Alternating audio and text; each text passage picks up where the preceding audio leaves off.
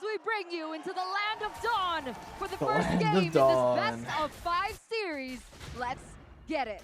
Hey, in the bottom lane, XP Sanford already gonna be bullied here by Oh, a bit of a Grants cut and here. Mike, trying to go for a very early RSG. Bit Bit of aggression going on. Versus Get a nice Mars. cut, This try to matchup, animate the blue buff here. who's it favored for? Fwydchickn gets it fine. Versus Mars, I still feel JP, it's, quite low. Like, there's a lot more ways for him to recover. But He has to when it comes reset here. snowballing, especially with what the Kaja that you can secure the kills with, you're gonna go with the Martis in the early stages of the game. And one thing I'm really concerned about for RCPH, and I think I said it in the draft, was the laning stage of the Paquito versus the Phobius, how Phobius-sided it is. But RCPH, the way that they fixed it is put light in there. It's a 2v1 and they clear the waves fast. If you get level 2 on the Paquito, you're at least survivable against a Phobius. It's that mid-trio strength that they're trying to convert onto, right? They're trying to close in that hole with that, and I understand this. You can already see it starting to work. This mid-trio with Light Aqua as well as Demon Kite already just really punishing Carl TZ in his own jungle, giving, I would say, Demon Kite... Three-man gank on the Sanji here, flickers out. Sanji He already lives. with Both that flicker early traded from burst both mages. flicker in the game. Good resource to take out right before this neutral objective.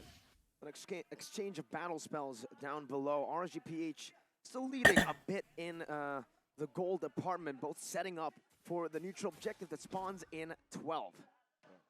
Gonna be a lot of team fighting tools coming out from Mako. They have so much dashes, and this is the AP Brent combo with the final slash plus the RSG with a bit of a Phobius. gold lead. You activate This your turtle final slash, fight, it's guaranteed ultimate honestly, Sanford. I think In fact, team Echo, comp they do have wise, a lot of ways to kind of secure I probably am more in that favor of Sanford will Echo, be able to but get the RCPH dash can out, snowball get with their that ultimate comp. out. Power spike Echo level for both Nats and would kind of Aqua. Guy outscale. walking forward, Mortal Coil gonna be able Who to gets get red caught tree? in. Somehow, This one Sanji steals gets it. it. Spike two, Retribution Nats is quite low. razor trap coming Reverse Wrath down. go off. Nats Nats gets saved 1 by HP, the literally. Netherrealm, and now is able to Dashes dash away. out. Demonic Oh, Force, first skill, though. shield Back though. into shield. Sanford gets jumps. baited in. Light now. Divine Judgment, pull him back. Divine Judgment goes off. Flicker Sarah gets all pulled the out. way. Flicker goes off. Sanford still able to escape right now as that's a Shadow Stampede to bring JP and Sanji And so far, again just back. 2 flickers trade on each side. One for all. That was... Nobody died. Well, yeah, but Just at a turtle least Echo was still for able to get Echo. that neutral objective over, and I think it's funny, right? I was like, 'Cause nobody in the died. drafting phase, I asked you the exact question. Intense why pick up a fight Valentina back now? and Does it forth. feel like the perfect, I would say, counter setup towards the strong Faramis pick with the IMU, but it turns out it might be for a different reason. Like you mentioned, Sanji on the Valentina, comfortable hero, a power pick for him, and he's able to grab that turtle under the noses of both of the junglers. Sometimes it happens. Right now, RC are putting a lot of emphasis onto the top lane, which is the right thing to do because it's a flood, but in comes Echo. Oh, dive going off here on Emon. Emon can't seem to get his ult here. He's going to fall. Light under tower as well. Are they going to dive Light as well? Benny Kitty goes back in. Light trying to live. Divine Judgment goes off. Sanji flickers out. And he's fine. Of course, he ulted the one person who went flicker still. And it could be the end of this Echo win, but it's 1-0 still. They fall back in the right time. It's gonna be very close for sure, and I think that we're waiting for the important items. For example, Sanford, I think it's always the second item for the Phobius, especially from the XP lane. You wait for your Clock of Destiny first, and then your first item be the Dominant Size. I think that will be a very important item for Echo to work with because it is that item that kind of prevents Faramis to be good in the team fights, and also it kind of nullifies what Demon Kite can do. And Echo are gonna be fine just waiting for their right timing because they're rocking a Claude. And they have so much protection for that Claude. Late game is definitely Echo's cherry. Nats jumps in, gets a knockout. Oh, Nats goes in. Sanford with the ult. Turtle still up here. Demon Kite trying to go in. Sanford still jumping around. Demon Kite gets the turtle. Echo trying to engage. Another one goes off. Sanford ran out of jumps. Emon looking to be aggressive here, but not enough damage. Oh, 3-man knockout from Nats. Sanji's dead. Emon gets the ult off. Carl TZ's getting hit a lot. Sanji, Sanford dead, so is JP. Carl falls as well. Holy shit, insane for RSG. That was That was Huge play from Nats. Nats got some insane damage off on all of them. Neutral objective contest, Carl Teasy was a level below of Demon Kite, so they didn't really actually need to go for that engage. They lost the neutral objective, and they gave the momentum back to RSGPH. What do you think about that? There were so many micro outplays. That's what I saw from that game. For example, Eman was able to stand his ground and get into the zone where Sanford will be receiving 3 stacks of the weakness points. Then additionally, you saw how Nats timed it perfectly, catching 3 members of Echo with a knockout strike. It almost looks like a Minoan Fury from his perspective. And not only that, Aqua, his timing on the Netherrealm is actually pretty good. I think it is one thing that I commended in the previous series, or actually it was yesterday, when he uses the Netherrealm to tank the damage and not save his teammate first. So what he did was, when the Blazing Duet was out, instantly go for the Netherrealm. Don't wait for your teammates' HP to be low. Wait a minute, Nats. Very aggressive maneuvers here. Whoa, an even more aggressive maneuver. Oh, Nats quite low. Another one goes off, but no one committed. There's another round by Aqua in that push, just waiting. That's 2.2k gold lead for RSGPH. RSGPH with a 2k gold lead. Over to Amon. I still do see a very distinct gold difference between these gold laners. Mainly because Eman is 2-1 and 2. Demon Kite getting out fine there. Turtle spawning. Nats versus Benny on the top lane. Nats is going to come up for this turtle, go down. It's going to be a 5v4 turtle fight here. Final Slash goes off, but Divine Judgment goes as well. JP flickers out into the Netherrealm. Emon uses Netherrealm as well, but Demon Kite retry diffs Carl. Nats here for the flank, trying to kill JP and Carl. Aqua with the flicker on the Nats, and he's not Nats, onto JP and he's dead. Now, Princess Wrath from Carl goes down. Emon's here, trying to do something in the team fight. Demon Kite committing, but Demon Kite a little too deep here. Has no seconds to get out. Ults on the Carl, but can't get the kill. It was a good retry from Demon Kite, but a little too much aggression. Still pick up that neutral objective. A little too much. Are these trades ultimately good for Echo? I mean, they've been forcing all these team fights. They have been getting a little bit of kills, but at the end of the day, it's still RSGPH with the gold lead. Absolutely not good for Echo. It's mainly because Cartis is losing on gold, and surely you did take out Demon Kite, but having, what, 2 levels up on your jungler, it's really unforgivable for Echo. They really need Benny to do the heavy lifting now. And speaking of heavy lifting, we're talking about Nats being the Hulk for RSGPH. I think he's activated. He's smashing right now. Knockout strike. Oh, Betty's running away. The final slice doesn't connect onto Nats. Forces a whole lot of resources from inside of Echo. And JP is going to be the one caught. Demon Kite. JP gets called out and falls. RSG Philippines are on a different level right now. And I think that the fact that they played in the earlier series with a massive win against AB Brent, their morale is much better compared to Echo. And I think that you can see JP. through the way that they are handling JP is kind of a their characters. It kind of seems a suicidal monkey sometimes. What I'm trying to just say goes in is and then just dies, and you're just like, what? Like a team like well warmed up, well oiled up. I think that they have better decision making compared to Echo. So why do you think that is? I mean, this is not something that I recognize from Echo. They understand that they're in a tough position, yet they keep Echo a bit behind here. B-Rose thinking the 5 gift, appreciate it, man. Man, appreciate it. Appreciate it very much. Thank you, B-Rose, the 5 gifted. I guess because it's That's how much I owe Zane. I forgot to send it to him. with their signature heroes. They feel Oh wait, he didn't stream. I forgot. Never mind. Honestly, We're good. I'll send it tomorrow when he streams. Here we are. They're gonna contest once again. Let's see if Echo can look for a big fight. Divine Judgment goes off on JP. JP flickers into Netherrealm. He lives. But Netherrealm goes off from Sanji. Not too good. Now there's no Netherrealm for Emon. So Emon might be a little aggressive. Oh, but they're committed quite hard with Emon here. Netherrealm goes off. So goes Crossbow Tang, but Sanford flickers out of it. Emon quite low, but it's good regen. Heal up. Sanford! Demon Kite gonna get Sanford and JP because both are extremely low. But who gets the Lord? Carl Teasy gets the Lord. Demon Kite gets a triple kill though. Maniac for Demon Kite. Maniac for DK. But Carl Teasy. Savage. Nah, pussy. What? Why didn't Light go for the flicker ult? It's all about wasting the resources of Echo with the demonic force activated on 2 members of RSG Philippines. Aqua once again with the timing on the NetherRealm saves his teammates and puts Sanford as well as JP in a very bad spot. You can see that when they tried to go back to their team to kind of respond with their teammates, what happened was they were nailed down by Demon Kite. And obviously the damage output was enough. Finding Kaltizi, and again, Echo didn't have any chance to win that team fight, especially because they're down so much gold and EXP.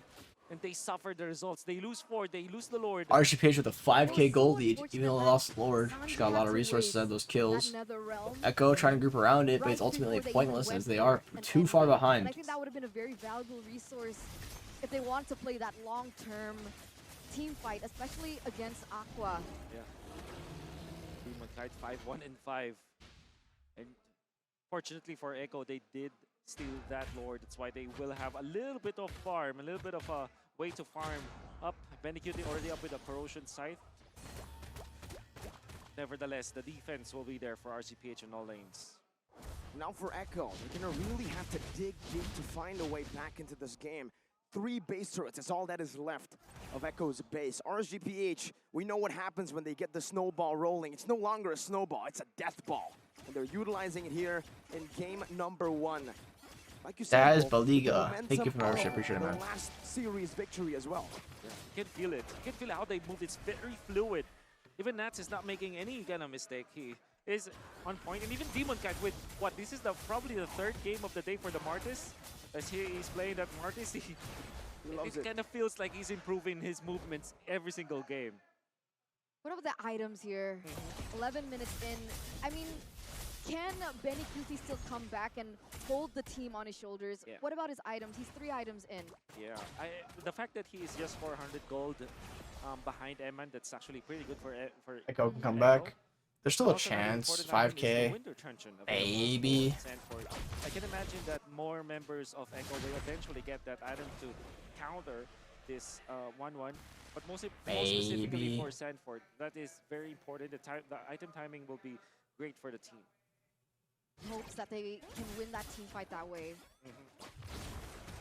Now though, RSGPH, it feels like they're playing their usual strategy, does it not? Aqua on the Faramis, you have Nats just continuously controlling. Echo just kind of sitting in the jungle, letting Benny manage sideways. To set up I don't know why I saw that. Sanford's there too, which is interesting. RSGPH. That's right. They got the comfort picks. Comfort picks and comfort plays now too. All right, JP walking forward. Divine Judgment instantly lock him down, and that's him taken out. And JP getting Divine Judgment dying again, even though with the attempt to flicker. Sanji stole another realm, but now it's also used up. Kaltizi is inside of that Lord Pit right now. Iman going forward. Sanford with the jumps on Iman. But Iman's gonna get the ults. Sanford can't do anything about it and loses. But Kaltizi still wins the retreat and gets the Lord. But Echo might get wiped for it. Sanji dies. Kaltizi alone. 5v1 here. Kaltizi's gonna fall. Benecute clearing the mid wave. Carl keeps getting these lords, but by Kaltizi, I mean 2 times he was able to it's win not even mattering. But now Nat's gonna be able to punch Benecute back into his base. But that was actually a really good 1v1 between Aman and Sanford earlier on that Aman eventually won. And this is it, RSGPH. This is their very own rumbling. Final slash. Only onto light, and it's only Penny who can clear these waves. Free bot inhibitor for RSGPH. Despite Echo being the ones to secure the neutral objective. You gotta have to hand it to the GOAT, the young GOAT, able to steal that Lord even when he was actually a level behind. Exactly. And I see that he is actually juggling between the taunt as well as the knock-up coming out from the Fredrin. But even more so, he was really much on point with the retribution. And that's something that you can give to Kaltizi. Game mid for nothing? Still not level 15. But RSG Philippines, that snag coming out from Light onto JP. They even forced the NetherRealm, and they want more. Good reaction by Benecute right there. Now the whole team is made it. Now the final slash from JP. Final slash goes off. NetherRealm's on both sides. But the crossbow tank already went off. Sanford, keep going. He's not stopping. He's not stopping. But he stopped now. Light is dead. Echo is somehow turning around a 5k deficit. Who are winning the fight despite a 4,000 gold deficit. Demon Kite, Mortal Coil giving them enough space to clear the minions out. It's Akko with the Ghost Bursters. Echo, do they have a chance to completely win this? Let's see, the conceal. Used up by JP, all just to back away for now. What in the world happened there? Light gets taken out and instantly Echo's able to hold back the ball? Echo just super on point when it comes to identifying some weaknesses from other opponents, even when they're behind. They found an opening onto the front lines, and the RGPH utilized their NetherRealm just to save Light. Then eventually they took over. As long as they are zoning out Emma, they're going to be A-okay. And the fact that Sanford has now reached critical mass, I think that he has his 4th item already, it makes it so that he is the nuisance. Obviously, he deals the damage, and he's very tanky, but more so, it's a disruptor for RSGPH. It's like he destroys the formation of RSG Philippines. So, in the coming team fights, in the late game, Sanford's role will be so important for the team. But being able to zone Amon is one thing, right? Yeah. Core damage dealer for 4K gold lead RGPH. still. If we take a look at the damage dealt, it's actually Aqua at #1 in the leaderboard. That's very true. That's why CarlTZ went in for the Athena shield. I reckon BennyQt will have to consider it also. They can see that he can easily be bursted down because of that. So yeah, you really have to take care of Eman, but you also have to take care of Aqua. And now I'm worried, right? Demon Kite and CarlTZ, they're both at level 15. At this point, Just another red tree coin flip here. It feels like it doesn't matter. It feels like This is a finals? 50-50. Yep. Yes. It's all about the Nether Realms now, actually, from both Sanji. It is the best of 5 as well. Aqua. It's all about who is better at zoning out. That's already put low. Lord Dance still reset it here. Both teams do not want to go for the full commitment, especially RSG, who've been in the lead and are still in the lead for now. It's Light, Divine Judgment locking CarlTZ down him out with a rotation. Oh, CarlTZ with the final slash. Prison's Wrath. The other one goes off, saves him. Sanford going around, jumping around. Nats with the flank here. Looking for something. Demon Kite 1 HP. Can he get out? Lives. But Emon needs some help from Sanford. Sanford with the Winter Trunch. Oh, BennyQt kills Emon. Light with the flicker ult though. Or a flicker first skill, it's not even enough to kill. What are you doing, Light? But Sanji gets picked off even though he uses Winter Trunch. Nats looking for something here. A 2 for 2 in the 17th minute. Aqua trying to find a good angle to look for another, but it's equal. Wow. Equal 2 for 2. Good pick from Nats and good flank as well. Oh my goodness. That was beautiful. The outplays coming through, coming in with the last second. That decision of making championship blood running through his veins. That critical last moment really won him an equilibrium with RSGPH here in the 17th minute. To take really through. Sanford went in for the play. Went for Demonic Force onto Eman. He knows that Eman eventually will get the stacks and will get the ultimate. And when he activated the Winter Truncheon, he made it so that he is very low, that he would actually wait for that suppression to be out. And then when he is about to get back out of the frozen state, that was when BennyQt went in with the BMI. That was really smartly played by Echo. And now it's back to this, back to square one. Back to this Lord Dance.